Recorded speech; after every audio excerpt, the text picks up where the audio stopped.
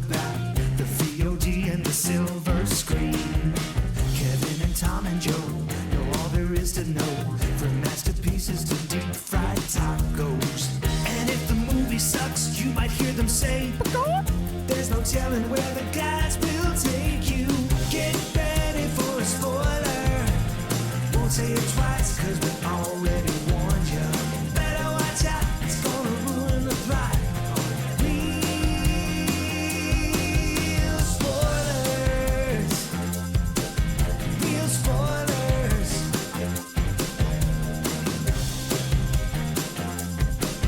Real spoilers.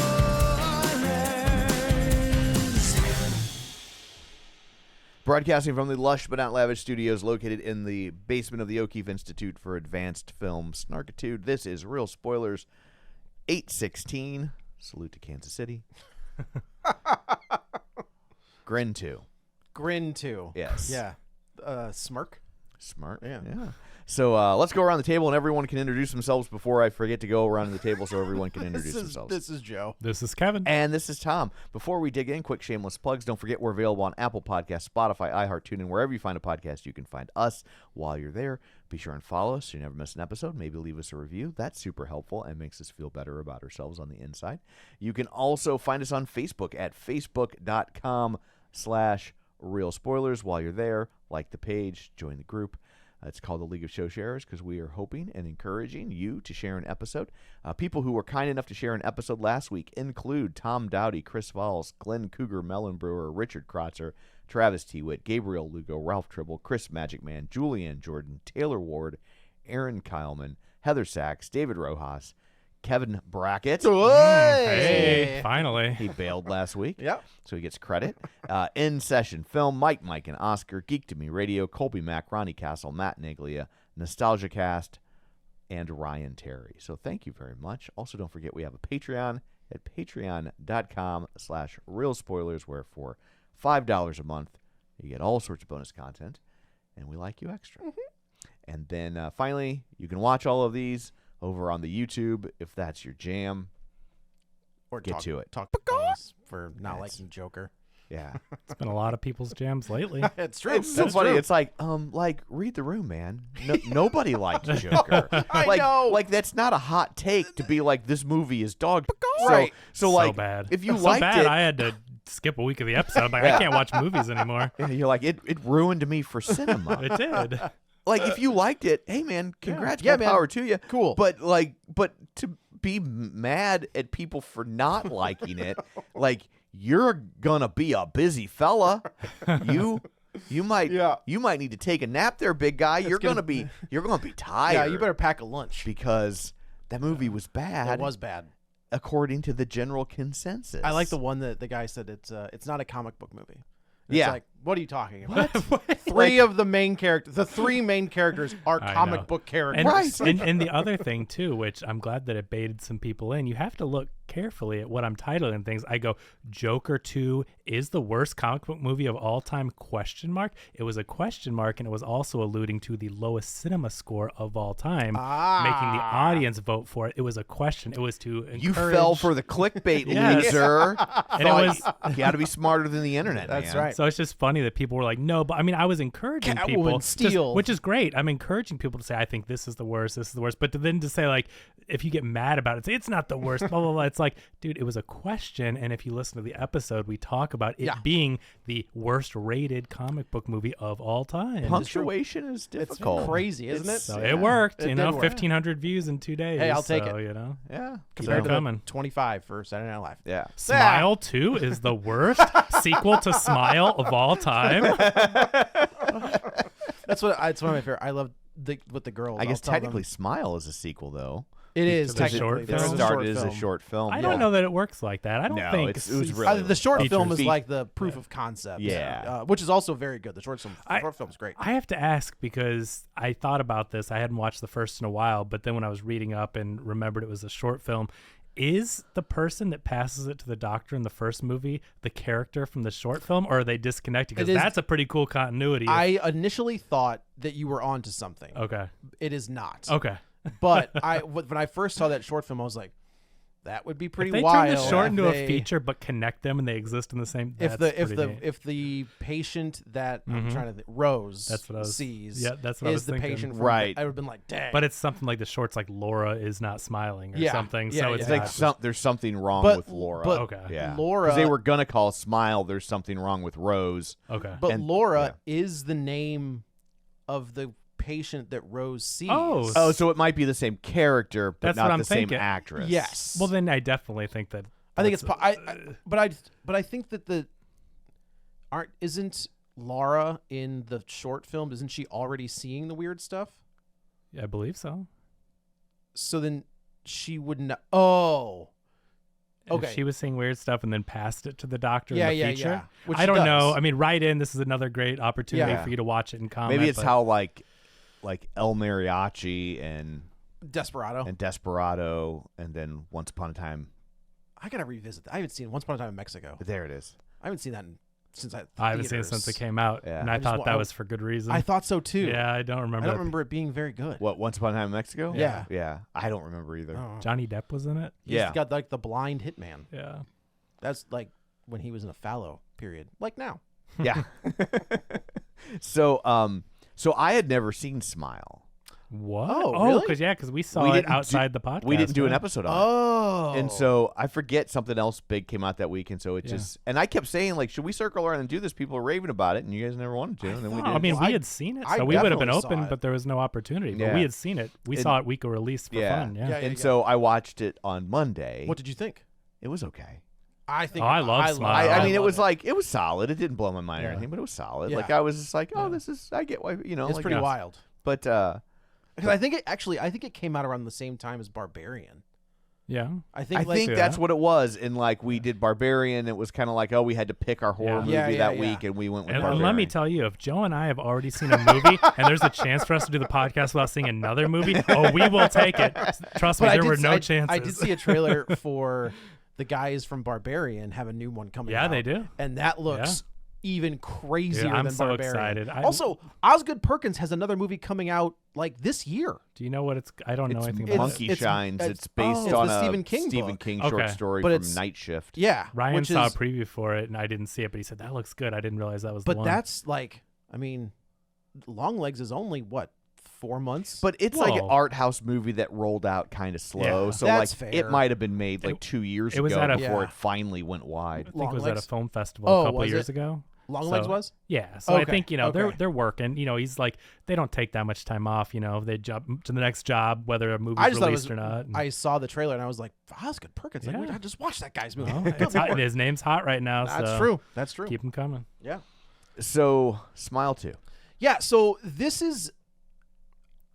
I think this is great. Yeah, This movie kicks the shit out of the first movie. It definitely Like, ramps. and I thought the first movie was good, but now like, remember the first movie is an independent Yeah. art house movie based on a short film. So I mean, it blew up despite its small budget. yeah, well, you they know? also had their social media was absolutely yeah. unbelievable. baseball games and They stuff. but had- they were doing that with the last one.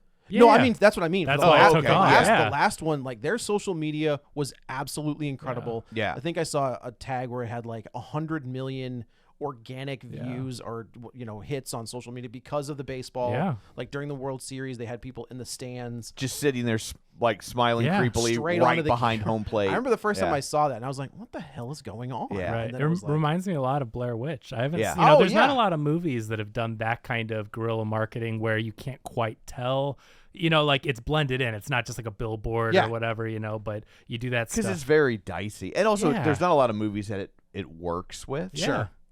Yeah. But felt very avant-garde. Like some of the stuff they were doing, you couldn't quite. I mean, I'm sure they did have arrangements, but some of the stuff you were like, did they even get permission? Or are they just planting people? Like I don't know. It felt very Yes. Much very- like I that. mean, guerrilla warfare.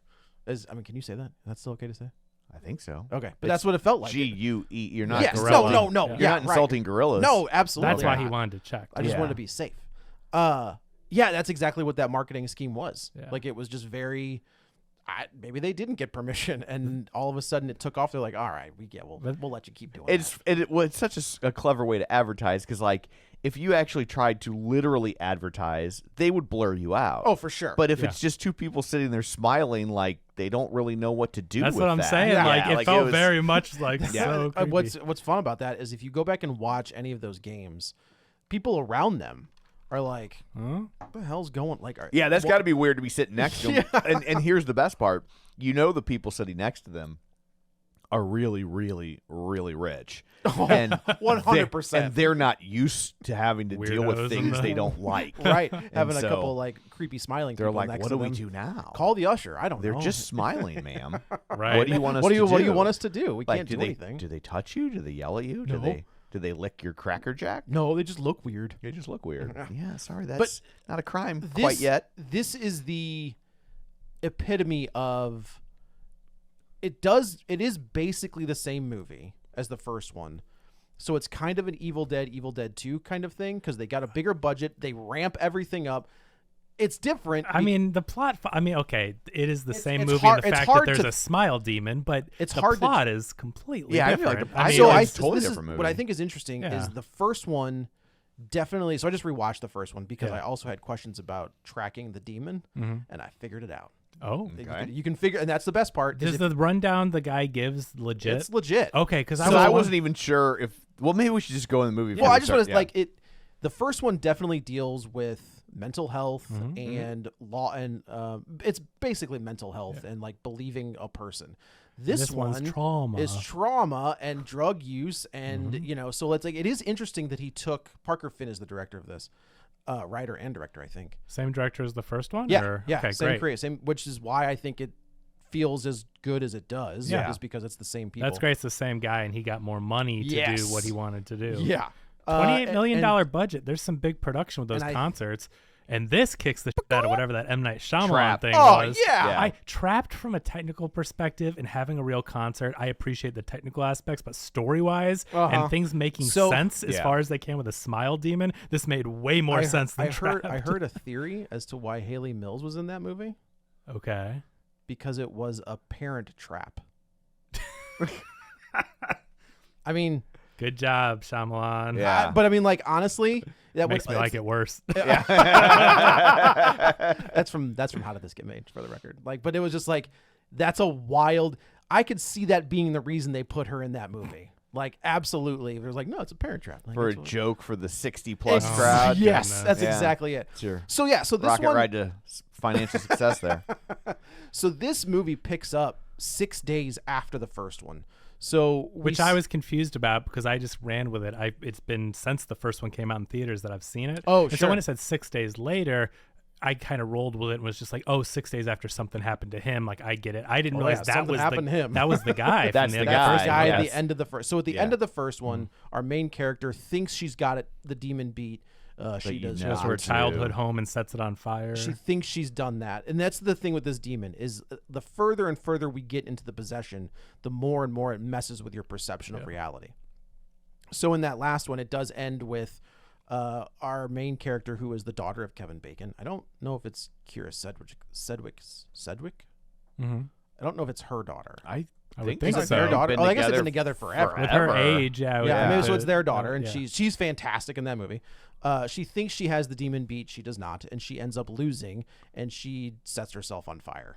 Which makes sense for the vision that her Correct. ex is the guy at the end of the first one who picks up right 6 days later, beginning of this one. He's the one that figures out how to beat the demon, because he tracks the demon like through people, and then he realizes his idea is he's gonna find this. He knows, since he's a cop, he knows where this drug house is, so he's going to pass the only way to He's going to give it to somebody who's a scumbag. who's a piece. yes Yeah. the only way to pass this thing off is somebody has to witness a murder or a death. So he goes into this drug house. He's got one of the brothers, and he's like, "Are you looking at me? Are you look at me? Look at me! Look at me!" To the guy who's sitting on the couch, and he just starts stabbing this mob guy, other bad guy. Other bad guy, yeah. Not thinking that he's going to get nondescript Eastern European bad yeah, guy. right. NPC. That's right. Not thinking that anybody has any guns. He ends up screwing this up. and he shoots in self-defense, sort of, kind of. Like the guy Not really. shoots at him and just reflexively shoots back and Yes. kills the guy he's trying to So he screwed it up. demon impregnate. Right. And then we realize, oh, there was somebody else who saw the murder, so he didn't screw this up. And now he's like, this guy is like, I'm so sorry. I don't want to be, I don't even like that guy. Like, I don't want to be here. And our cop from the first movie is like, I'm sorry. Like, this is not the way this is supposed to go down. All of a sudden, a bunch of more mob guys show up, and it's a giant show. But let me ask you this, though. But to pass the demon, he has to die. It's not witness. No, because that is the whole. You just have to witness a murder in the presence of the demon? Somebody has to witness. So, like, the way the demon passes is, let's say you're overtaken by the demon, right? For that demon to pass to me, I have to watch you die. Right. So the cop would have to die. I don't think But you doesn't can the just cop witness. end up dying in the middle of all Well, this, that's right? but what he's passed it already. But how could he have passed it if he hadn't died yet? I thought the rule was, and it always has been historically in the Smile universe, in 2 movies, is that the demon takes you over. It's basically, like a mental health metaphor, where they're struggling and they're seeing things and whatever, and they end up killing themselves in front of someone, and it passes. The only reason that's wrong, it's not wrong, but there is a loophole, is because in the first movie, Rose finds a guy who beat the demon because he did kill. It's that scene where she goes to the jail and pretends to be like a journalist with the guy. I don't know that guy was another show. But she's like, look, he basically killed someone in front of someone else, and it passed the. Interesting. So it passed the demon to someone else. That's the part I didn't remember. And when she reveals, she accidentally reveals to this guy, she's like, I'm next in line. He's like, get me out! Like, get me out of here! Get me out of here! Okay, got it. So that's interesting. So there is a precedent of passing this. Okay, well that makes sense then. Yeah. So, okay. Which again, when you have the same creator from the first movie working on the second movie, that he knows helps. his rules. Yeah, he knows his own rules. No, that's great. I didn't remember. So he passed it to the drug dealer before he gets killed. He passed it to the drug buyer. The guy watching in the corner. Well, he's dealing to the pop star. I mean, he gives drugs to people. Yes. I figure he's a drug dealer. He No, you're gets them right. from the Eastern Europeans, and then he deals them. Yes, you're right. Lewis. Lewis. I thought they called him Louis Capaldi. I was like, isn't that a singer? Like, isn't that a No, it is an Italian name. Yeah. It's like Louis Fregoli or something. Fregoli. Yeah, or that's something, right, yeah. Fregoli. So we think our main character gets away. Our second lead from the first movie. As he's running across the street, homeboy gets demolished. The old by a truck. surprise vehicle hit. Yeah. And so I watched the teaser for this, and I remember seeing this in the teaser, but I didn't realize who it was. Okay. So it didn't. I know a lot of people are pissed that they gave this away in the trailer, but like I didn't even remember. I didn't watch it. Of Well, course you if don't. this guy's not the star of the film, chances are, you know that he's not gonna be in it much. Well, like, I also- you know I- what happens. I guess I thought this was going to be a completely different story. Yeah. Like I didn't Yeah, I realize didn't it was realize going there to was a tie into the continuity at first one at all. all. Yeah. right. Which they do a great job. Which I think it's great because it is basically, it's just the one pass Yeah, is tied it's in. Final But I Destination. love that, how it is basically a different movie, different story of people dealing with this. So it's a really fresh take, but it's like, oh, there's that connective tissue. Right. It's not like, oh, 20 years ago, someone, like, it's not a throwaway line of how it passed. Yeah, it's not. So that's cool. It was cool. So our main character is Jasmine from Aladdin. I knew she looked She's familiar. the Pink Power Ranger. She's Power Ranger and Jasmine. I thought she was great. She's fantastic. I didn't care too much for those movies. I mean, Power Rangers was okay for a Power Rangers movie. Aladdin, I did not like the live action, not because of her, but I've never really seen her get to test her skills that much, Sure. and I thought she was phenomenal in this. She Very is believable. very believable. That's all her singing. She does all Right. She does all that Because stuff. she sang it when I saw her. I'm like, I think that's Jasmine because she sang in Aladdin Right, herself. So I right. figured, She was also in Charlie's Angels. Oh, really? right? Yeah, right. which I only say because a lot of her performance, I felt like 10 years ago this would have been Kristen Stewart. Oh, I felt right. like some of her scenes felt very reminiscent of Kristen Stewart. I to could me. see that. And so when I saw she was in Charlie's Angels after the fact, I'm like, oh, I wonder if that was a choice she made. You Wait, know? she was in the Kristen Stewart. Yeah, the reboot. Yeah. one. Oh, okay. Yeah. Okay. And she does remind me of kind of a Kristen Stewart type. Yeah. Like it feels like she is playing a role that Kristen Stewart used to. In this, Just the way that she behaves. There's something about it that does feel a little bit like, because when I was watching it in my head, I thought Kristen Stewart, and it must be because of the Charlie's Angels connection. I couldn't figure out why, but I did think just the name Kristen Stewart. Sure. I'm like, huh, weird. Something. No, she is able. Again, I think Rose in the first one. She has like a bitey lip type thing. You know, there's just something about her mannerisms that that is remind true. me of. That is true. I'm not saying she does it all the movie, but like she just has this thing. Yeah, it that wasn't reminds you of- nonstop, but there were certain parts between the short hair and the facial expressions and the kind of sullen attitude she would get sometimes. Yeah. That just very much, I was like, this feels like Kristen Stewart. Totally. Like, not like she was like ripping her Yeah, off, no. but that like it felt like she was almost using that as an inspiration Went for to the certain Kristen aspects. Stewart School of Performance Art. That's pretty funny. Rose's performance. Just real quick with the Kristen Stewart thing. So Kristen Stewart has her own love-hate relationship with fame, as does this character. That is true. So like it would make total sense that she would pull Base in the character. some of Kristen Stewart. Like she would maybe model some of that on Kristen Stewart, having worked closely with her. That makes a lot good of read. sense Yeah. because she does not like being in front. I think she doesn't like being front and center after the accident. Well, she's messed up, and that's the whole thing. And we're going to learn as the story goes on and why we say this is about guilt. And so it really makes sense. And I like that, how it's like mental health for the first one. Like you said, this one, the demon is preying on your guilt. Right. And so it's like this demon will prey on different mental topics, different different like mental illnesses. Yeah, basically. exactly. Yeah. But I think that while Rose, the character Rose, plays it much more subdued, right? She doesn't. It's been 84 years. Not that one. Oh. Where. What's her name in this one? Sky Riley. Sky. Grammy-winning pop artist. Yeah. She definitely has a more a rubberier face. Like she does these crazy, like, you know, she's got these big eyes and like her, you know, obviously when they start messing with her face, like she's just much I don't more. think that's really her face doing that. Well, I think it is a little bit. When they pull it apart, but She has 4 sets of teeth. yeah.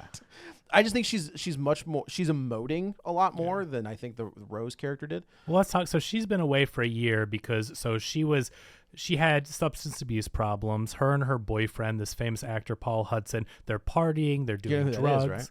Who was that? That's Jack Nicholson's kid. Yeah. Oh yeah. And Oh, it's I turned to Ryan. So I forgot because he's hardly in the movie. But whenever he comes smiling, I go, "Oh yeah, that's Jack Nicholson." 100%. Looks just like him, or Leonardo DiCaprio doing a Jack Nicholson because that looks. Well, it's also when you finally get the reveal in the car where they're arguing, and I was like, man, that is absolutely Nicholson's He's kid, like- just going he's for like, it. all work and no play It's makes exactly- Paul Hudson a dull boy. I was like, man, all right. So basically they get into a bad car crash that we're led to believe is drugs and alcohol related, and we're going to get into it later. But she's dealing with the guilt from that, the survivor's guilt, and her boyfriend is dead, and so she's been cleaning up her act. She's sober.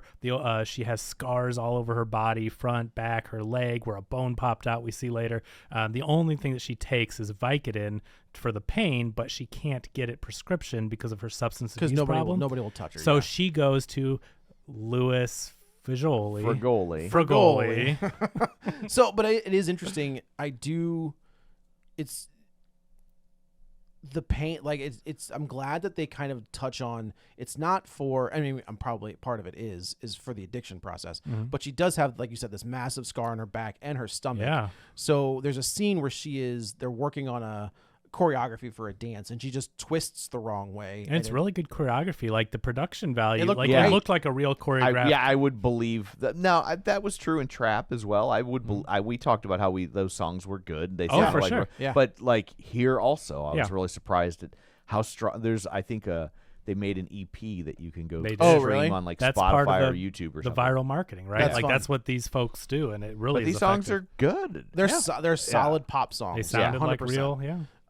Where she wrenches her back in the process of doing this rehearsal, and she has to go get, like you said, Vicodin, because she's like, I'm not taking it for anything else besides, like, I'm hurt, like my back is, and it's not, sometimes with drug addicts, they say they're They will hurts. also say that. So, like, I never really knew how much of that was true. Like, I Right. believe that she's in pain, but I also know with pain meds, they can make your pain worse at some point. It's a slippery Like, slope. It becomes a snake eating its own tail. Literally. Yeah. I don't think it's literal, though. Well, her scar was in the shape of a snake. Oh, okay. She has a tattoo of a snake on her arm. She did, didn't she? So See, you did it. literally, You did it. Literally.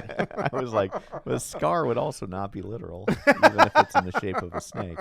Just saying. Just saying. So she goes to see Lewis, and Louis Fregoli. we're gonna do that every time. Yes. Okay. Yes.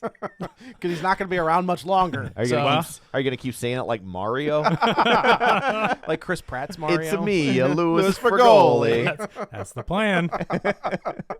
So she texts this guy, and I do think it's interesting. Immediately, she's got these two people around her, right? One of them is her mom, and the other guy I thought was her assistant. Yeah. But I think it's her mom's assistant. I think it's her assistant. I almost think it's like a shared personal assistant. Okay, because she like- does ask Gemma to go on tour with her as her assistant. So I was like, well, what the hell? it's I more think it's- support yeah. than really an assistant. basically like, I'm gonna pay you to hang out with me. Okay, okay. Yeah. He's definitely always doing things for her, but the mother also assigns him things to Right. go do. Yeah. And the mom is an interesting character because you believe that she has her best interest in heart, but at the same time, there is a level of like, what's the pageant mom? But is that the mom? Right. Oh, I think it's the mom before. So the mom is kind of like that before she gets. I'm just saying before she gets possessed. The mom seemed very nice and supportive. The mom's her manager. She has It to. can be difficult to disentangle the motives of a momature. Yeah. Sure. Right? Like, it's like, so it's because at this point their financial interests are tied together. Right. So, like, it is hard to tell sometimes, are you giving her this advice because you're trying to help her career? Or are you giving her this advice because you don't want to screw up the gravy train? Like Right. that. But I felt that's she was difficult genuine. to unpack. I did not feel the mother was overstepping or being the typical momager that you see in the negative light in the beginning. Now, as it goes on, you start to wonder and the things that they're said, but I don't know how much you can believe. I don't know how much you can trust of any of this movie after she goes to Lewis's apartment. That is probably true. There is a lot. I mean, Thinking back now, it's like, well, where we end up in the end, how much of it was real and how much was in her head? For sure. Well, Yeah. I mean, there's the whole Gemma thing. Like Gemma, Right. we Everything. don't Right. know where that is. We'll get there, but We will. it is questioning everything from this point. So she goes to Lewis to get the Well, so medicine. I don't know that they do that. I feel like they didn't do that as much in the first one, where you're questioning everything almost from Jump Street. Like there are plenty No. of things Well, that you're but in questioning. the first one, you don't know to the question rules. everything. I Yeah. guess Jump that's Street true. yet, you That's know? a good point. Because I- they do that a couple times. I'm trying to remember, but There's there the, is a the moment cat thing. where something happens, and then you find out that, like, Oh, she goes to stab the guy, yeah, and then she's in her car. right. Yeah, that's right. So they would play that game, That's true. Yeah. but they play it better here. They played a lot better. Everything here. about this movie is, and I thought the first one was good, but like ultimately, like, okay, like I didn't leave that movie feeling like I needed to see more. Which one did you watch first? Smile. Okay. I watched it on Monday. Okay. And then because I was like, well, I wanted to see it before I saw Yeah. this. Sure. And like this one blew me away. This movie is great. Yep. Yeah.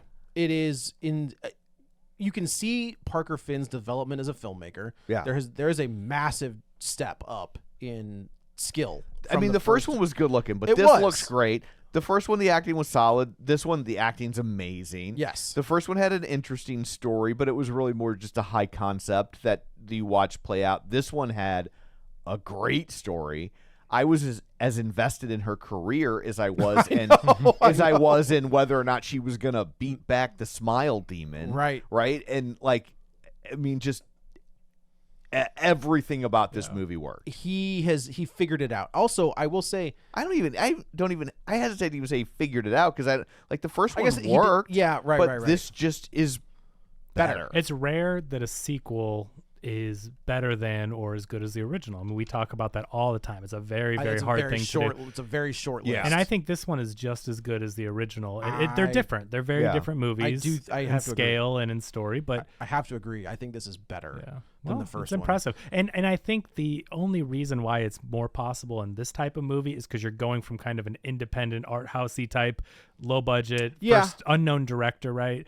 If you're going from like a huge, awesome blockbuster movie and then make a sequel, usually it's disappointing. But in this case, it's more like, okay, you're really good. Let's give you a budget to test this out. Let's see what you can do. Oh, that was great. Now here's it's Evil Dead 2 kind of thing. You know what I mean? It's like, you're tested, proven. Let's move on to the next thing. I think it is almost the exact same model as Evil Dead, because didn't he do like a short film, like In the Woods or something? Yeah, and then Evil Dead, and then obviously they're like, here's this more just money. isn't really a remake because it's right. But in the fact that it's like, oh, this is passing and now it's happening to someone else, it does feel kind of yes. And then there's the age-old debate of, is Evil Dead 2 a remake or a reboot or a sequel or whatever, you know? Whatever. I mean, Ash wouldn't go back to the cabin. I'm sure it's a remake, with more but, people. but it's called 2, so that's such a weird thing. Yeah. So she goes to Lewis. Lewis who? Fregoli. Oh, okay.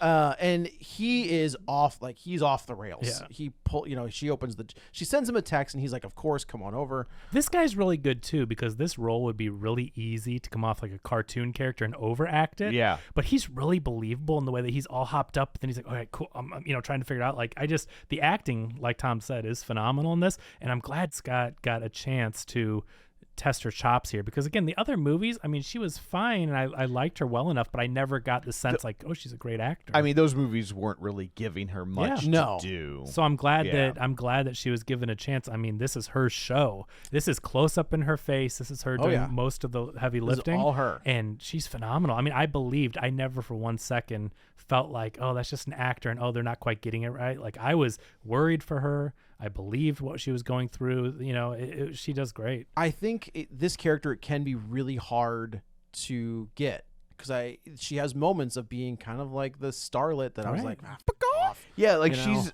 a very nuanced character, and that you're rooting for her, but she's not always the best person. No. Like, I feel like she's. Well, you can tell in her like. I feel like she wasn't the best person. Yeah, I don't think she was at all, especially with what she ends up doing. She's still pretty prima donna-y. Like, what I was really taken aback by it when I watched, having seen the trailer a million times. Like, you get a lot of footage of that meet and greet, and she seems like she's very nice. And then, like, but when you watch the movie, that meet and greet comes like 20 minutes, 30 minutes in. And, like, she was being kind of catty and very demanding and expecting people to wait on her. And, like, that meet and greet scene was really, like, but she's smart enough to not be like that with the public. Sure. That wasn't genuine niceness for those people. It is my job to be nice to these people. Because I was thinking she's been really sweet with all those people. I didn't even read it as like a two-faced kind of thing. But like when you see how she was acting behind the scenes, I mean, she was very much like, I want what I want when I want it. I'm the star. Give this to me. Right. And she never did anything like over the top. No. But like she definitely had a set of expectations, and she expected people to, have that Diet Coke waiting for her or what have you. There was that one moment that I've seen before from famous people where she gets into the limo for the first time, and her mom and the assistant are both talking to her. That's it. And she she does all this stuff where she seems really sweet, and then she gets in the limo and just boop, shut up. I'm not listening to any of you. That's exactly it. But I did not read that as her being rude or prima donna or anything. I read that as she's dealing with some stuff. Wasn't that after her rehearsal when she hurt her back or something? I thought there was something that happened to where I think she was dealing with things. But I think what I saw is two people were actively engaging her, and she was just like, I don't care. But but first of all, you don't know. She's been gone for a year, and she went through something very traumatic. Sure. And so now she's kind of being pushed into going back on tour because it's now or never. Yeah. The mom, the producer, everybody is pushing her to go, and I don't think she was ready. And so now she's dealing with the pain. She's dealing with the guilt. But I think that goes back to what I was saying. It's a very nuanced character. Like she's not just cartoonishly. No. Right. But but she is. talking to people, so, like not, but in like little ways like this. Like they're trying to be supportive. They're not like, give me this, do this for me. They're just like, oh, things are going great, and she's just like, whatever. Yeah. And so like I just But thought, I do think it's nuanced because it's not purposeful. Like she's a jerk. I really think she's like, I'm mentally like, this is so hard for me. I can't do this right now. Well, and, because she's getting Drew Barrymore's in this movie, which I thought was fun. Yeah. And I was like, oh, it's really Drew Barrymore. Yeah. I like that. I was thinking that I like it she when has they a use, second horror franchise. That's to her exactly support it. her, Yeah, right. I like it when they use real shows and real people in movies. There's just something that connects it rather than, this is the Wilma Featherby show. I like it when it's a real show, whether that's a commercial or not. I like it because it's like, You know what wow. you know what I don't like? What's is that? when they use real news people. I like it when like Wolf Blitzer shows up in a don't like movie. that. I think that's CNN way more. banned that for a long time because they were doing it so much, and they were like, no. It feels like it ruins the I know it's Oh. I hear you, but Okay. in my brain, Which like, is why CNN banned it. They were like, it we are ruins news people. It ruins the credibility of the Right, person. we shouldn't be doing this. And it's funny, the first time I remember seeing them do that again was in Mission Impossible, where it's Wolf Blitzer. Yeah. But then they walk it back, and it's not Right. Wolf Blitzer. It's Tom Tom Cruise, Cruise. Right. as Wolf Blitzer using one of their face mask Yeah. things. You Which I see- thought was a really clever way to like have like that's probably how they talk CNN into it. It of, won't, like, it won't be him. it's not really going to be Wolf Blitzer. And they're Right. like, oh, well, I mean, I guess. You just wouldn't see guys like Tom Brokaw or Dan Rather or Ted Koppel like show up in a fictional movie. Walter Cronkite was I on guess Mary Walter- Tyler Moore show. Yeah, that's true. That's true. I don't know. For whatever reason, it does like it. I was like, I don't like it. Yeah. So she sees Lewis all freaked out. There's some good jump scares here. The director is like a master, has figured out the jump scare. Yeah. Like he uses shadows perfectly. He uses mirrors perfectly. The score. Well, there's one scene where she's playing piano. Yeah. And he lulls you into this like, oh, we're okay. False sense and of then security. We are not Yeah, okay. that's good. So yeah, so she goes. He lulls you in, but there's also the scene where she's watching the cell phone. Yeah. And the shot is of the cell phone. Yes. So it was great to watch it with an audience because like everybody knew what was going to happen. Right. And he just held that. Yeah. Held it. So long. Yep. So long. Yeah. And everybody knew what was going to happen. And then it didn't happen. But they're like, but obviously it's going to happen. When And then also the way he uses the cell phone. Because at first I was like, I have this big giant screen and all I'm seeing is a cell phone. I'm like, this is kind of dumb. And then the longer he holds it, I was like, no, this is kind of brilliant. Yep. Because he's got like normally if you're trying to avoid the jump scare, like you kind of start looking at other parts of the screen, right? But like you can't There's nowhere to do look. that There's because nowhere to he's robbed you of the rest of the screen. It's pretty So brilliant. He's funneled your focus into this little sliver of the screen, and within that sliver, you have to focus even more. And then he just toys with you of like holding this beat for way too long. Yep. Like and not in a bad way. And I mean that in a good way. Yeah, right. Like, but he just he knows exactly what he's doing, and he just holds it and holds it and holds it. Like the crowd I was with was giggling. Like they're not laughing at the movie. They're just like, yeah, they just like, we know it's coming, and when is it gonna happen? What I think is brilliant about that scene is we're seeing that from Lewis's perspective. We're seeing it through the cell phone, right? So Lewis is seeing something. We can't see it. So he's just holding on that shadow. Yeah. And so I knew, I was like, well, we as the audience can't see what he's seeing because we're not possessed, but he can see. So like, I was like, that's kind of brilliant. Yeah. The way he figured that out. So yeah, he walks out, he freaks out, he starts grabbing at his throat. We all know what's happening at this point. She's like, do I call the cops? What do I do? This guy stands up, takes like a 25-pound like dumbbell weight. 45. Was that what it was? I believe so. And just starts smashing his. I mean, he smashes his face apart to where his jaw falls Well, off. there's one little spot where like I don't know if it's It's one way to not have to smile anymore. That's true. Don't have to, but like there's just like a little piece that like flaps open, Yeah. and I was like, God, that was good. It was good. So she throws up. and she's about to call 911, and she looks at the table and it's covered in drugs. I mean, and this is it makes sense as to why you would question whether or not to do it. She's a recovering addict. Yep. Right. She's going back on tour for her make it or break she's it. She's there to get drugs. And she's in a drug dealer's. I mean, and there's a dead body. So I mean, put all that stuff together. Right. It's not good. No. So she goes home. I was instantly like in PR mode. I'm like, okay, here's your story. Right.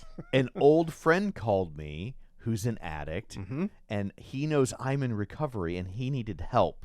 And I went over to help him, and it was too Fortunately, late. there's no call log. There's only a text that says, "Hey, can I come over?" Yeah. And it's like, sure. Well, oh no, that text is real because he looks at his phone. He's like, I don't remember sending that. So yeah. So he was out of it. You were when on the that right happened. track, Yeah. but The demon was texting. oh, he her to he get already it. had her. Yeah, he Yeah. already had him. So she goes home, and of course now she's even in worse shape. And there's a funny little beat where she's doing like a dress rehearsal or something, and she's like, Google's can vomit. Because there's DNA and vomit. And I like the one answer where it just says, it depends. Yeah. I was like, that's so good. How could there not be? I mean, You're going to have saliva in your that's, vomit. That's where you're going to find Like, it. I don't know if there's DNA in stomach acid, but yeah. it would be in your saliva is where it would be. Right. So now she's starting to see things. Now things, as the audience, we are questioning everything that she is seeing because none of it is really making any sense. And I wasn't so much at first, though. I mean, I know that people see things, but I wasn't questioning it at first. I'm thinking, okay, the demon's got a hold of her. Now it's possessing her and whatever. But it's interesting thinking back now as to how much stuff may have been this hallucinogenic or like dream state where time passes and you don't even know. Right. You could just be sitting or laying in bed or whatever, and all of a sudden 4 hours goes by. Yeah. And it was just in your head. Well, it does make you wonder how much of this is not real. That's the question, right? because where we end up in the end, spoilers, is it just jumps ahead a small amount of time later. Like, wasn't it in a week or like? So when was the they say concert supposed they to? say most people last 4 days. Nobody's ever lasted more than 7. Right. Yeah. So, So and our guy in the beginning was at Was 6 days. Yeah. We see her call, like text her mom, kind of like, baby, you should reach out to Gemma, and she's like, she doesn't want to talk to me. She looks at her phone, and we see what they had said to We each get other. the It's last like, things that they had said to each not other good. were No. really less than positive. yes, correct. Yeah. So she calls her, and then Gemma shows up. Right. But then towards the end, Gemma calls her back. She's like, I don't want to talk to you. So I don't know. We don't know if the Gemma that we have seen this entire time was the real Gemma. That she's never seen Gemma. Is that what we're thinking? That's what I think. Because Or the demon was the Gemma on the phone messing with her. I mean, Yeah. I guess that's you could true. question any of it. Her mental state is completely. Well, no, she wakes up in the car, and she's driving the car. Gemma's not driving the car. At the end she wakes up on a state. You don't know any of that happened. I mean, none of it is for certain. That's true. I mean, it could all be questioned because how much stuff actually really happened in between her going to Lewis's house and her waking up on stage. That's a big gap in Yeah. the way that she can just wake up and time goes by so fast. I don't know. I don't think she ever I think she was was there with Gemma at all. I think she was there that one night only because there's a one-on-one interaction between the mom and Gemma without Sky in the room. Yeah, that is a weird thing to imagine. Without there? her I don't being know. Yeah, so when Yeah. Gemma spends the night, and Sky wakes up late for the rehearsal or whatever that was. yeah. The mom is there and Gemma is there in the same room. Do they actually interact? She's like, I don't remember. yeah, she she's goes, like, hi, hi, Mrs. Janet, whatever. or yeah, it's But kind of a fun. but does the mom react to Gemma? She doesn't, but Sky, Because it could be like a sixth sense thing, right? That's like the true. ghost is talking, but no one's talking back to the Right. ghost. Okay. It does hold on Gemma, but also Sky is out of the room, so that's a weird thing. Yeah. If it's all in Sky's I guess if head, Sky was in the she's out of room, the you could- room, yeah. so why would Right. she couldn't see that then? I Right, mean, right, you know what I right. mean? So that's the thing where you question it. I don't know. Maybe there's an answer, or maybe it's just an ambiguous thing. Well, but it's also one of the things that I think is pretty brilliant about this version of the trauma of the mental health issue is Sky is unreliable, right? She's a drug Right. addict, Mhm. right? And her actions right now look like she's using again, Right. And so as everybody around her is like trying to keep her going, Mhm. they don't really know whether she's telling the truth or not. And so it's getting worse. Like everything's kind of ramping up. Well, here's one for you that really makes you question things. Just to jump ahead a little bit toward the end. So at the end, we see the mother and the assistant. There are other interactions she has with the mother and the assistant, and then things happen to the mother. Yeah, but like in the end, things didn't happen to the mother. Yeah. Right. So if that big of things, of plot points and interactions can happen in the movie, but in the end they didn't, then I think you could question all of it. You could, yeah. Right. I think that's the best part about this. But it's hard, you know what I mean? But are there little things that were real? So I think it requires a rewatch to really see if there's any clues to maybe this really did happen, and maybe the water spilling and the water being okay. I mean, like physical objects are breaking, and that happens in the first one where she thinks she's knocked something over and she hasn't. So that does have precedent as well. Yeah. As we're going forward, like she is kind of being put more in demand. She's got like the producer of the album or whoever her person who's is financing it wants her to do this meet and greet, and she's like, I don't want to. The mom's like, you got to do it. Like, right. He's telling you to do it. You got to do it. It's like an awards ceremony, and she's going to present someone. Right. So she goes, and it's a cluster. Like, and this I think is real because people are like, I saw you on TikTok throwing that old woman off the stage. So she's giving this speech, and immediately there's this fly kind of flying around her before she goes on stage, and she kind of swats at it, and she messes up her makeup, and nobody stops her to go on. So she already looks a little wild. And then the teleprompter. But stops no working. one acknowledges the makeup smear, so it just makes you wonder if maybe that's all in her head, and no one would acknowledge it because it's not real. Maybe because you talk about someone says in a bar, "Oh, that's the person I saw you through that old lady or whatever," and then there's the guy, but then you never see the guy again. It's like, what? I don't know if any of this is what real, guy? honestly. Morris. Well, the guy, Morris, the only other guy that rolls with her. Oh. Because in the end, it's like he's there doing this thing, but then he's not there, and then the demon's like, none of this is real, and then she wakes up. So it's like, was Morris even a real person? So I only think that Morris was a real. I don't know, but because he gives us he does give us the timeline. I know, but that could be nothing. That's true. That's true. Yeah, that's what I mean. Because why does he never show up again? Why, if he's really interacting with her and goes to some old abandoned, I just feel like the demon could be messing with her the entire time. There's a lot of funny lines in this. Yeah, where she goes, was this an old Pizza Hut? Yeah. It was like, that's the only place I can afford. And so anyway, so at the teleprompter mishap thing, so she goes out there and she starts giving the speech, and she's just reading the thing, and then it stops working, and then she just kind of starts talking about trauma and this business is going to chew you up and spit you out, all this kind of stuff. And then we see, and there's little kids there, and it's supposed to be some kind of to help underprivileged people or whatever, and they're all just looking at her like, oh my god. She's like, you're not going to make it. Yeah. I don't know what to tell you. And the teleprompter starts rolling. She's like, oh, what I meant to say was, and that was really funny. She says very inspirational. And then all of a sudden you see Jack Nicholson's character, or Jack's son's character. And we get an idea of what happened. And she reads his name, and everyone Paul starts Hudson, is on the bottom, and they're like, what the hell? And then they cut back to the teleprompter, and Paul Hudson, the name had stayed on. So I was like, again, if it's a real teleprompter, that's the thing. What do you mean? Well, I mean, the fact that there would be this mishap, I think this is the demon just messing with her the whole time. It could be. I just figured the name would have changed. Yeah, when she snapped I noticed back that to too. reality. I thought we were going to see that name was not actually on there, but it was still on there. But that's what leads me to believe it's not real. Because why would who or why, or there's no explanation as to why the name would read Paul Hudson, and I'm not led to believe anyone's messing with her. I think this whole thing was just made up. I think that's her mental. She has so much guilt over Paul Hudson, as we're going to get to shortly here, that I think that's the demon preying on, as we found out. It preys on what's in your head, right? And it's putting Paul Hudson everywhere because that's her guilt. Yeah, for sure. So we do get a flashback of what happened that night. Both of them are highly intoxicated on drugs and booze and whatever, and they get into an argument, and he calls her she's like, he stops himself because he's like, I shouldn't say that, I won't say that, but she's like, say it, I dare you to say it.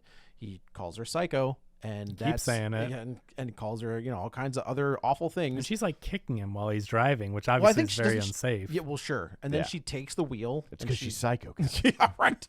He's not wrong. She takes the wheel of the car and jerks it to the side and sends them careening off the road. So it was her. It wasn't the drugs and alcohol Right. necessarily. It was her She- temper tantrum. She Yes. got him killed, and that's the guilt of the whole movie that's following her. Yes, and we see him, and like his head is caved in, and it's not a pretty sight. And Mm-hmm. I think that scene with her, where we just kind of focus on her face, and she's just screaming. Mm-hmm. I was like, God dang! Like, there's a lot. I could take a lot from horror films. The way she acts in this scene is very hard to watch because it feels very real. And now she after this incident, she talks to this. She's been getting these weird text messages, so she reaches out. Unknown numbers. Yeah, unknown number. And And he find says, out, "Were you at Lewis's house? I know this is Sky Riley, the artist. Like, this person has a lot of info on her." right. So she agrees to meet. Finally, she has no other choice. Right. Like, she's going through so much crap that normally, obviously, you wouldn't want to do this. But what other choice does she have? This guy goes, "I know what you're going through. It's real. You're not making this up. Meet me. It's important. I can Right. save you." Correct. And she does, and he basically says, "My brother was the 8th in line." Now, I have a list. Okay. I figured this out Let's hear it. I will say they follow their own stuff. Okay. Yeah. So we're gonna work backwards, right? So okay. Sky Mhm. gets it from Lewis. Right. Lewis gets it from, I think the actor's name is Kyle, so that's what I wrote. Okay. Kyle gets it from Rose. Rose gets it from Laura. Laura gets it from a guy named Gabe Munoz, who Rose goes to see Gabe's wife. Okay. And she acts like a journalist and then gets called out. We find out that Gabe got it from an old woman named Angela Power, who is, we see her on a video seeing it happen. Like, Okay. And then there's another, and then I say gas station guy, who a guy kills himself at a gas station in front of Angela. Oh, that's a good name. So then. we're saying that gas station guy Is Morris's brother. is Morris's brother. Okay. But we don't know how, but so like I Whose was footage we see in the first one. correct. So I wonder how far it goes back. If it started there, or is this thing from like Oh, it's biblical old. times? I think it's old. Okay. Yeah. Okay. That's what I think. Yeah, I wonder if in future entries, if we will get some kind of a, even like a prequel. Like, I wonder if we'll go I back. 100% tell you right now, we will get a prequel somehow. When we get to the end, I think kind of the only way to go is a prequel. But There's nothing else you can do because Yeah. this thing's Well, I do think there's a really interesting sequel in there once we get to the end. But I wonder if before they go on that scale, if they will taper it back. they're at that scale. I don't know how they're going to get out of that. Well, that's what I mean. But no, we haven't seen a movie about it. I mean, That's before true. they go, that is a big undertaking, and I think we're going to go backwards before we go forward. I do feel like that Parker Finn was just like, "Oh, you want to follow this up? Good luck." yeah. Yeah, try with this. But it's also a great commentary. I know we're not quite there, but it's a great commentary on mental illness and it being more widespread and knowing that more people are dealing with it Sure. than necessarily let on. Oh, that's And a great There's a point, lot yeah. to. There's Oh, a yeah. lot to. Although unpack maybe there. not the best weekend to release a movie about a pop star dealing with mental illness. Yeah. Committing- Probably What not happened? the guy from One the Direction. guy from One Direction. Oh, is that what happened? Yeah. Okay. Yeah. So like, Yeah. I mean, that's how I tell you. It's you can't awful. Really It's ship- awful yeah. timing for the movie. Yeah. And again, that's not to downplay the passing of that guy. Right. Like, Yeah, a very it's just serious hard. I mean, issue. if they move movies for every event, you know what I mean? It's no, like, for sure. eh, Like it, and like it. I mean, it happened. Like I think it was already. Playing, It was yeah. already playing. Like I think I got the Thursday, yeah. notification. I was at the Thursday night Yeah. first Oh, showing, sure. and I think as we got out, we saw the story had broke. So Yeah. like yeah. the what are you gonna do? yeah. You know. Yeah. So this guy's like, "Look, the only way we can stop this thing is you have to die." And she's like, "Are you out of your mind? Like, you want me to kill myself?" And he's like, "I'm a nurse." I can bring you back. I was waiting for that reveal where he's just like, "I'm a medic. I'm a Yeah. something or other." Yeah. I was like, "Okay." So he basically says, "We're gonna stop your heart. We're gonna let it sit, and then the thing is gonna it's like any parasite. It'll just die if it's got nowhere else to go. Yeah. And then I'll bring you back." So- Pulp Fiction style. Here's my theory. Okay. One, I think Morris is real. I think Morris is real. I think he's totally full of. I think his only plan was ever to lock her in that room Oh. and wait for her to die. I don't think he was ever going to do any of those things. Interesting. To get rid of the demon. Yeah, he was just like, I'm going to lock you in a room you can't get out of and let you die by yourself. Then Because if he does say, then if like, that's real, how does she get on stage? Where would that have led to? because Oh, I don't. that's fair. Yeah. You know what I mean? Like Yeah. there's no, she would never be found. No one could rescue her. Yeah. And then it's not like she woke up and people were like, Yeah. oh my God, stop the tour. You were just kidnapped and put in a freezer. So Right. I really I think he may have been real when they met In the bar scene, and then but and then not- never yeah. and then I think she did that all on her own as the demon's Yeah. messing with her, because Morris I do not believe was there. Based on what we see, which is never him again, and then the demon's like, none of this is real. I think she went there, it messed with her head, got her into this situation, and then I don't toyed even think with she her. went there because she shows. I think she just kind of is walking through. Yeah, she could very well have not been there. Exactly. Yeah, I think of it kind of like The Substance, where like Yeah, this has a lot of parallels to The Substance. Yeah. Like, Very good obviously, two-parter. it's not ripping off The Substance. No, they no, were made no, at no. the same time, essentially. But yeah, They pair very well together. But I was doing a lot of this, like, if you're not ready for The Substance, this is. I maybe did. more for I you. was talking to someone and she was like, I was like, it's pretty gory. Well, even that ending is so similar to The Yeah. Substance Yeah. with the monster and everything. Yeah. Wicked. It's well, and that's my only problem with this movie. Oh. In the first one, Mm-hmm. the way they shoot the monster, the demon, is in a much better way where they show you enough of it to be insanely terrifying, but they don't shoot it from the side. Like the way they shot this is her and the demon That messing is with, also like, true. This is her. I think that this is her guilt personified. I think that she has created a monster within herself that she but is this now. is the same. It's the exact same monster that we see in the first one. They showed the exact same monster. Yeah, she Okay. she comes out of the mom and then she opens up. Oh well, if it looks the same, then I guess it is the same monster. Then okay. Yeah, I mean it looks different because I just don't remember It has a seeing- different host Yeah. than in the first one. Like the facial features are a little bit different, but it's Yeah. the same concept. It's the exact Okay. same concept.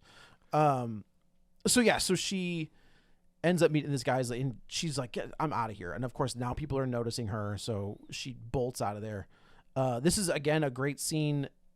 There's two scenes in her apartment that I think are pretty fantastic. Oh yeah. We see the first scene is Dude, the stalker guy. the stalker guy That was one of the creepy scariest scenes I've because ever it's seen. so realistic. Yeah. Oh, To have a yeah. stalker. He shows up at the meet and greet at the beginning, and she signs a sweatshirt for him. He gets taken away by security, and then when she goes to her apartment, Well, and then they head fake you because then you get the girl that has the creepy smile, and I think the girl is just a starstruck fan. Like, I don't think she's anything. It could be one or the other. I mean, it could be both, But it keeps right? you guessing, But yeah. but you kind of think the stalker's a real guy, and this girl is like part of the smile curse, Right. and then you're like, well, maybe it's the other way. she's around. Yeah. pretty creepy the way. I mean, even She if the is, girl was yeah. smiling, I mean, even in their photo shoot, she's looking up her. yeah, she won't. She's Yeah. not looking at the camera. Like, I've seen some creepy people in meet. I have and also greets. I know. the same. Very but much she has same. the demon already at that point, so it's Right. like she's gonna be. Well, seen. yeah. So she goes home, and then so we see the shirt that she had signed is on the floor,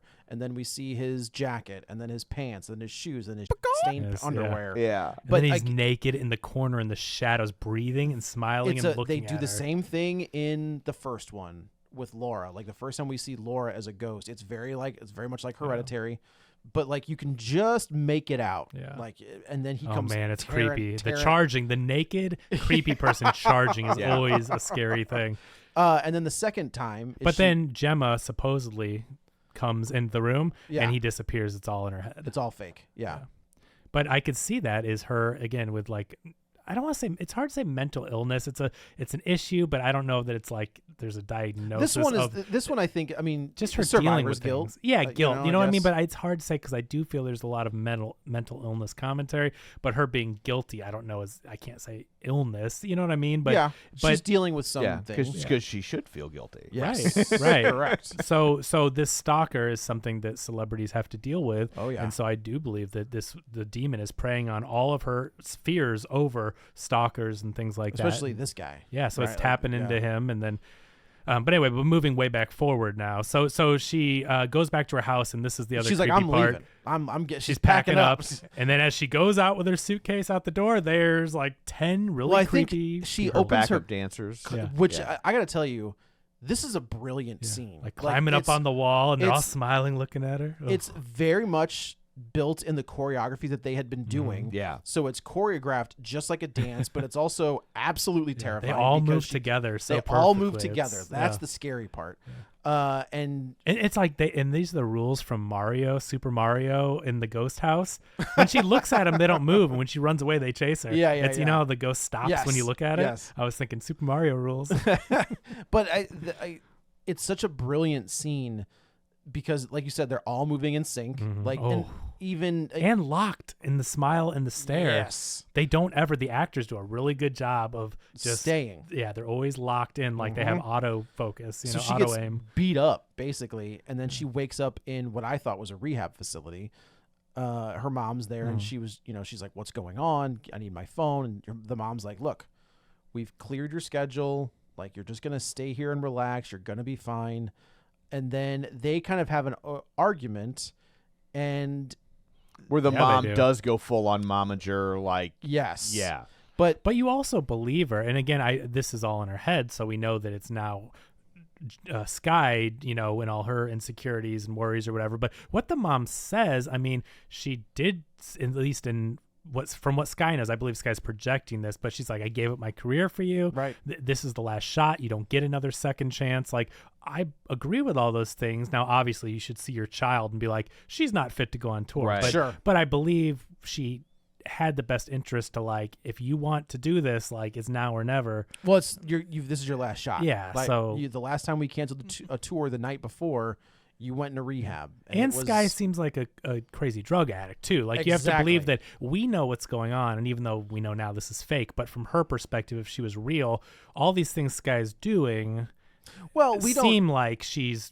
fallen back. Yeah. You know what I mean? Yeah. So, like, I get that part of it. Yeah. And who's the water?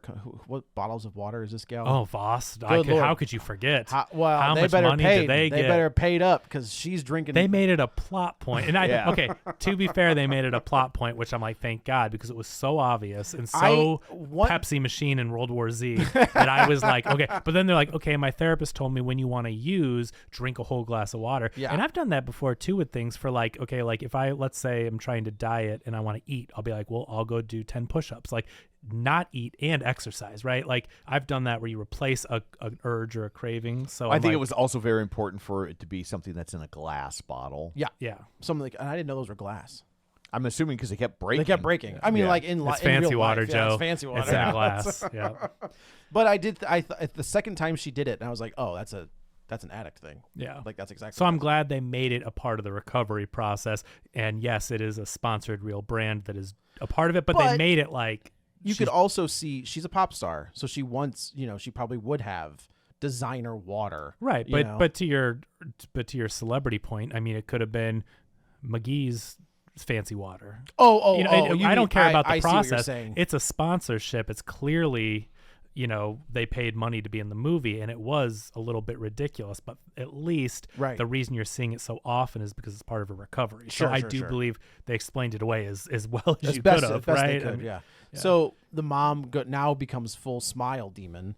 She smashes a glass, a mirror, yeah, and then she stabs herself in the throat like 3 times, and then stabs herself in the eye. Man. Sky like freaks out. I love she stabs herself in the eye and she pulls it out, and the eyeball goes flying. If this was like 2007, that's 3D. 100% 3D for sure. Yeah, so 4D, one lands in your glass. They plop it out of the ceiling. So now Sky's freaking out, right? So she runs to over, the door, and then she realizes she looks down. She's got the shard of glass in her hand, and she's covered in blood. And she walks over, and the mom's laying there just as we saw her kill herself. Yes. Right.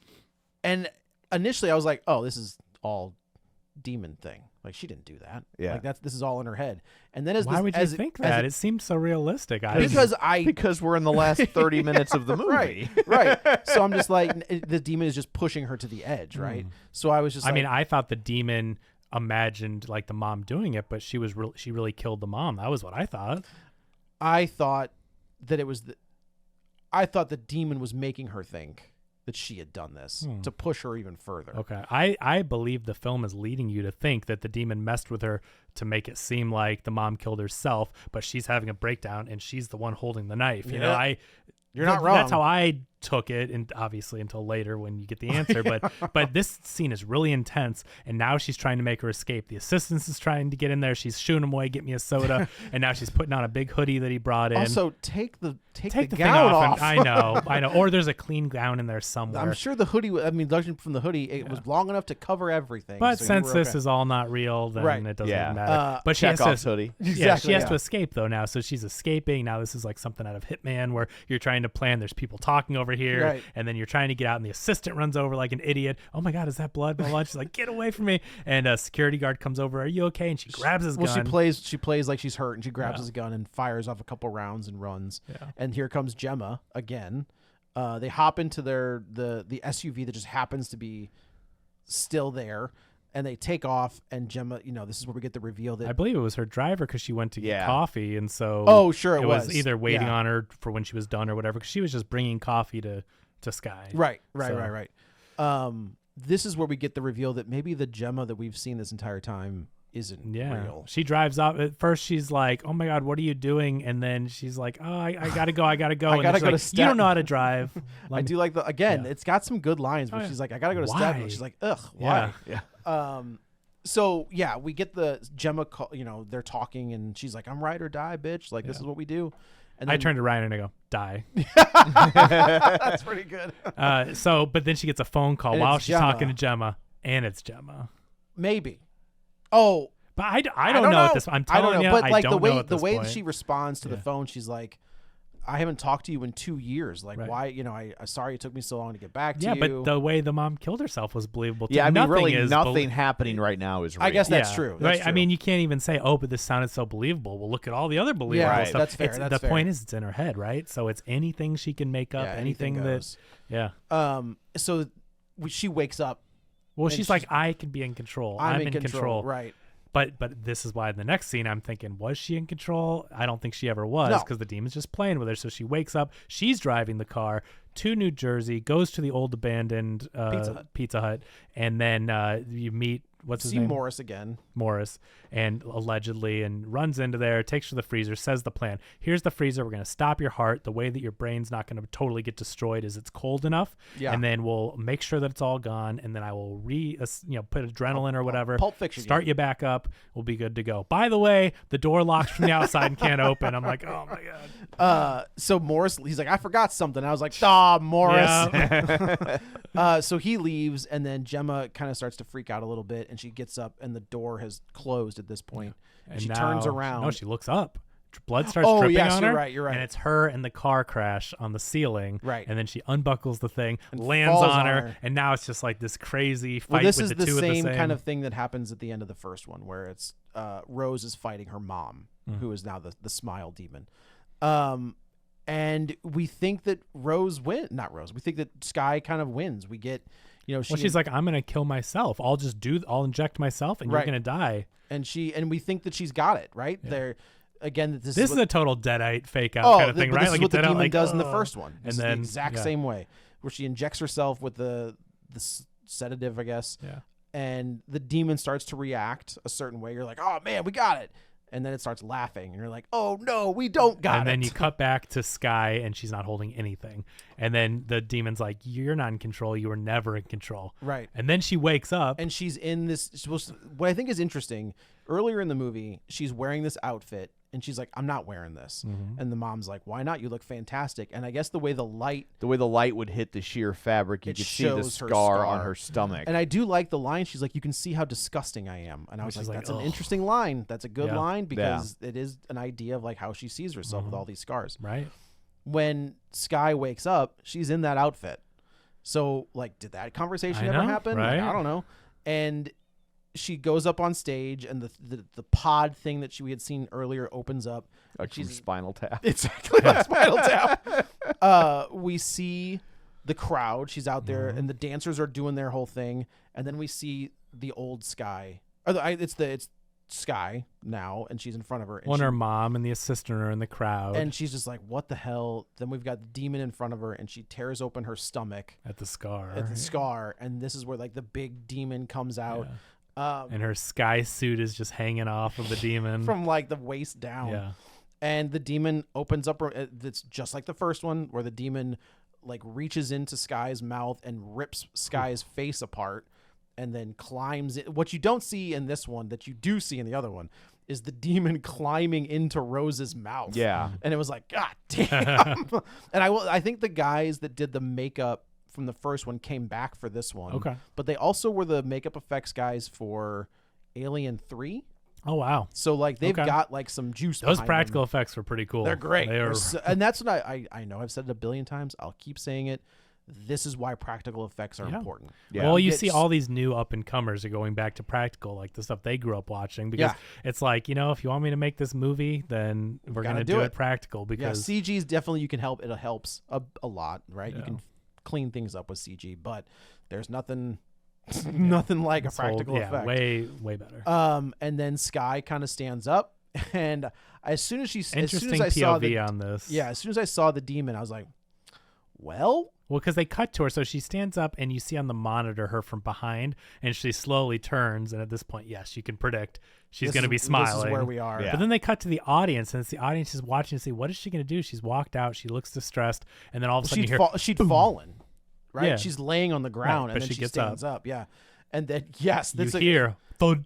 and the crowd reacts. Yeah, all these sound effects where you know she's doing what these other demons have done, and she's just laying into her face, the microphone smashing her face, and then she falls, and they cut back, and she's got the microphone in her eye socket stuck there. And so now we've all got of them, an arena full of people have who are watched now this, infected, yeah. and that's how it ends. And I was like, holy like, you know, the way the first one ends, you're like, oh man, like, I thought we had it, and now you're just like, what all right, does this mean? What do we do now? Yeah. This is insane. Like it's killer. So good. Yep. It's so good. Which is also why I think that if we get a sequel, it'll probably be a prequel. Like I don't know how, because also so much of the movie revolves around the protagonist's personal journey. Yeah. So I don't know how you essentially infect the world and tell that story. You'd follow one person that's dealing with it and maybe seeing other things and chaos happening around them. I think it would still follow one person. The problem with a prequel is you don't really have anyone to root for. Like in Rose and Sky, you're like, maybe they're gonna beat it. Maybe but in a prequel, you're like, they're not gonna beat it. But you can always be invested. Even though you know what if in the prequel they beat it? Right? But they beat it by like passing it to someone else. By living through it, but it passes them. You know what I mean? Okay. And so it's like that could be your ending of like, that's they true. They survived, that but survived. the demon didn't Yeah, die. they can go back and follow the jail guy. They can do all sorts of spin-offs. Yeah, that's true. That's true. Like Deputy So-and-so from Sinister 2. Look, I tweeted out last night. I was like, horror is in a really interesting place right now. There is a lot of really cool new voices in horror. I think for a long time, and this isn't I'm not Scott Derrickson or James Wan, but like those were kind of the guys that were doing horror. Yeah. I think you've got David Bruckner who did the... It was a compliment. They were the new masters of horror. Oh, yeah. And now we've got a new crop, right? Yeah. You've got Flanagan. You've got David Bruckner who did this new Hellraiser, which was really good. You've got Osgood Perkins. You've got Ty West, who just finished up with Maxine. You've got Parker Finn, who I'm very interested to see what he's going to do next. You've got the guys from Barbarian. You've got all of these interesting voices in horror right now, and I think that's pretty dope. That we get the woman that did The Substance, Coralie Farge. Yeah, and she's another one that I think is on a different level. I mean, that movie's... I still think about The Substance. Yes. That movie is phenomenal. Yeah. So it's fun as a guy who loves horror. It is a lot of fun. It's a great place to be in because horror used to get relegated. You know, horror, at least when I was growing up, obviously there were good horror movies, but I never really got into it because there was so much B-movie, crappy type horror. Just pumping out And schlock. now horror, I think, is making some of the best films we see. Yeah. Like because they're original and inventive, where everything else is remakes. Horror is is kind of where comic book movies were 15 years ago. That's exactly right. Yeah. You're exactly right. That's like, the horror is making the movies that now you make for a few $1 million and they make $100 million Right. because people are going out because they're original and inventive, and everything else I feel like is a reboot or a sequel or whatever. And horror, As we say while we're talking about a sequel. well, it is, but it's different. It's not a big IP where it's like, let's make we got to go back and make Captain America 17 or whatever. Last week, I think they said 5 of the top 10 movies at the box office were sequels. Look, man, Yeah. when Terrifier beats a Joker movie, Yeah. come on. Like, A, it's a testament to how bad that movie was, Joker. But B, there's an audience for that movie. People That's- want to see different stuff. That's not Yeah. my jam. That's not my kind of horror. I have no interest in it whatsoever. But it beat a DC Warner Brothers movie. Yeah. In its first and week. in Joker's second week. Yeah, that's Yeah. wild. So there you go. So anyway, I guess that's it for this one. Let's go around the table and everyone can say where to find them. This is Joe. You can follow me on the Twitter at Joey Butts, BUTTS21. This is Kevin. Follow me on Twitter at KevinRBrackett. And this is Tom. You can follow me on Twitter at Roger Kubert, or on Facebook at facebook.com/Tom O'Keefe. You can find the show online at facebook.com/Real Spoilers. While you're there, like the page, join the group, and of course, don't forget our Patreon at patreon.com/Real Spoilers. So that's it for this one. Thanks for tuning in, and until next time, Charlie marries Una. Get ready for a spoiler. Won't say it twice, cause we already warned you.